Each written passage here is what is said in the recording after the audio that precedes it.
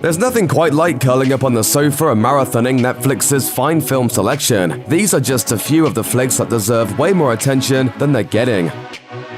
Part apocalyptic thriller, part family drama, the Ellen Page and Evan Rachel Wood-led Into the Forest is a compelling, unsettling movie that never quite goes where the viewer thinks it's going. Deep inside a beautiful remote forest, sisters Nell and Eva live in a stately, window-covered home with their father, played by Callum Keith Rennie. There's been a far-reaching collapse of the national grid, but Nell and Eva continue to live their lives as best they can until the power comes back. Spoiler alert, it doesn't. Time passes agonizingly, the food and supply reserves dwindle, and some truly horrific things happen as Nell and Eva, far from civilization, wonder if society has completely collapsed and fight for the lives they once took for granted. Eventually, they can't wait around anymore and must fend for themselves by heading into the forest. The occasional bad gig is a necessary stumbling block for a young band paying its dues. But hear us out, Green Room isn't a Spinal Tap-esque comedy about the indignities musicians face. Let me call my cousin. I can get you guys a solid gig. Where? Here? Scene's dead. You'd have to dip down closer to Portland. Instead, it's a claustrophobic, intense, and at times horrific pulse pounder about a regular punk band, whose members include Imogen Poots, Alia Shawkat, and the late Anton Yelchin, who get waylaid and trapped in the Green Room, the backstage waiting area of a concert venue. Surprise, it turns out the place is actually a Nazi skinhead bar, and one of the musicians just so happened to catch a glimpse of the body of a recently murdered woman. As a result, the bad guys hold the band hostage until they can kill them. Their leader is the worst of all, portrayed by a very much against type Patrick Stewart. Needless to say, he steals the spotlight. Well, he steals it and he stomps it to pieces. It's an intense, compelling, low-budget horror movie of a different stripe, and one from which not everyone gets out alive or intact.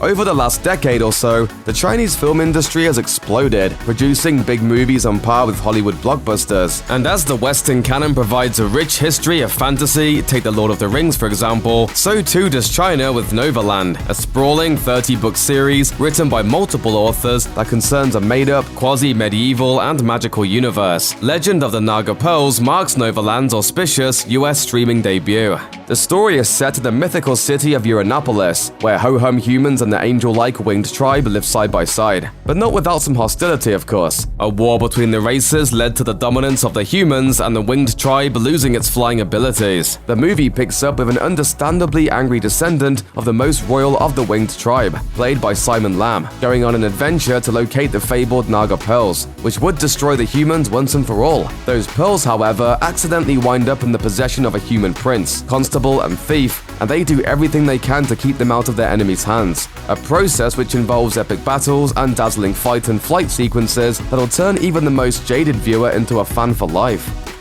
Freeze, you jive time suckers! The only in the 70s film genre known as blaxploitation, hip fight sequence-loaded action rides featuring predominantly African-American casts is spoofed in loving detail in Black Dynamite, a quirky, compelling, and extremely hilarious midnight movie. Co-writer and star Michael Jai White shows off his impressive martial arts skills, film history knowledge, and ability to crack the perfect one-liners as the titular Black Dynamite, a one-man army and ex-CIA operative now set on single-handedly fixing some problems both personal and societal by going after the man. Who's the man? Pure evil. What with how he killed Black Dynamite's brother, wants to get orphans addicted to drugs, and introduced an extra strong malt liquor into the black community that shrinks the male reproductive organ.